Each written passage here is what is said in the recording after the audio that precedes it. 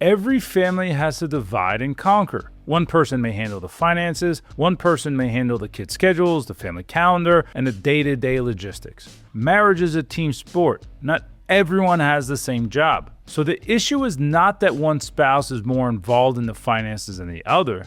The issue is when one spouse is the only one who understands the finances. That is where delegation turns into risk. Because if one spouse is the manager and the other spouse has no idea where things stand, you do not really have a shared financial life. You have a manager and you have a passenger. And listen, being the passenger may feel easier. You trust your spouse. You're busy with your own responsibilities. You may think they're better at this than I am. And maybe that's true, but trust does not mean you should be flying blind.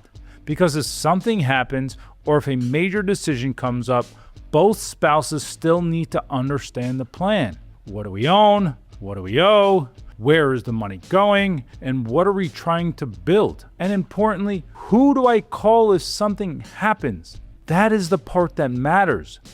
You do not need both spouses logging into every single account. You do not need both spouses managing every single detail.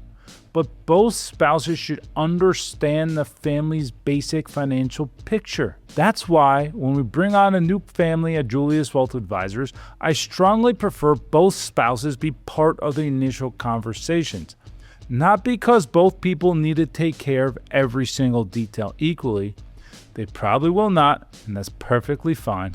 But both people should hear the plan, both people should understand the basic numbers, and both people should understand the priorities. And both should know who is there to help guide them when life throws them a curveball.